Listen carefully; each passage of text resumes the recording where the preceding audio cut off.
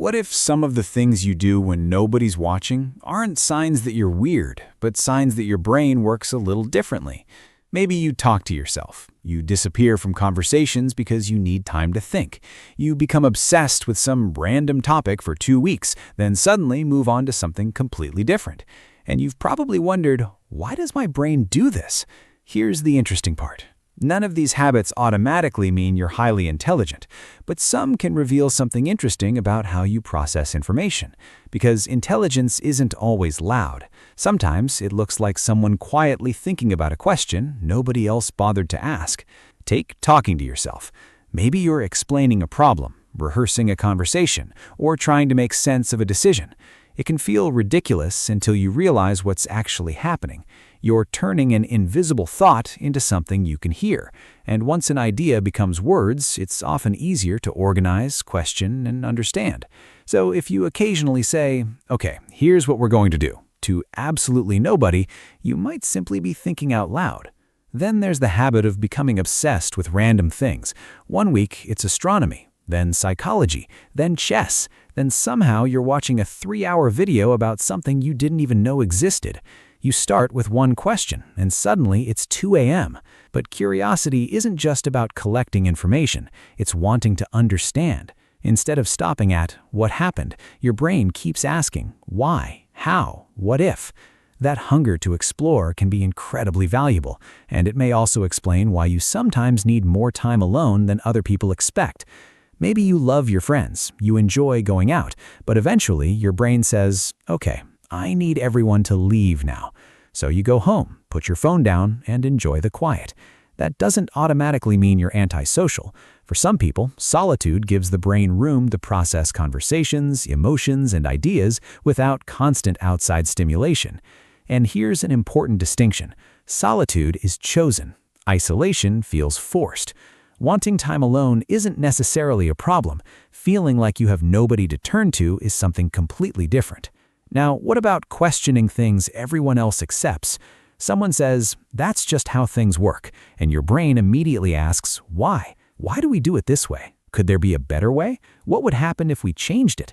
You don't have to disagree with everything. You simply don't treat every answer as permanent. And that's where critical thinking comes in. Intelligence isn't knowing everything. It's being willing to investigate and recognizing that you might be wrong. Which brings us to another habit that can be surprisingly difficult. You change your mind. You learn something new and you're actually willing to say, "Wait, I hadn't considered that." That takes humility because your ego wants to protect what you already believe. Your curiosity wants to find what's true, and sometimes those two things fight each other. A curious mind can say, "I was wrong." Not because being wrong feels good, but because being wrong gives you new information. Then, there's something even more interesting. You notice patterns other people overlook. A tiny change in someone's behavior, a connection between two ideas that seem unrelated, a detail everyone else completely missed. Your brain naturally searches for relationships between pieces of information. That can help with creativity and problem solving. But there's a catch. Your brain can also find patterns that aren't actually there. So being intelligent isn't simply noticing patterns, it's knowing when to question them.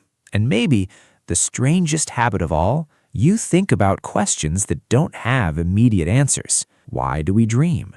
What makes someone feel like themselves? Why does music affect us emotionally? What actually makes a life meaningful? Nobody assigned you these questions. You just wonder. And that's something people often misunderstand about intelligence. We imagine intelligence as perfect grades, complicated equations, or knowing more facts than everyone else. But intelligence can also look like curiosity that refuses to switch off. A mind that's comfortable saying, "I don't know yet." So, if you've ever felt embarrassed about the way your brain works, remember, talking to yourself doesn't automatically make you strange.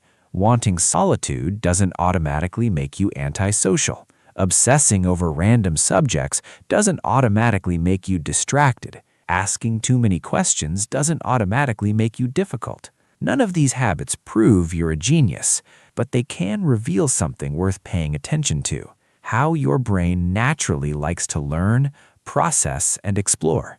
So instead of asking, "Why am I so weird?" every once in a while ask something better. What is my brain trying to do here? Because sometimes the habit you are trying to hide is connected to one of your most interesting qualities. And maybe being intelligent isn't always about thinking like everyone else. Maybe sometimes it's having the courage to keep thinking when everyone else has already stopped.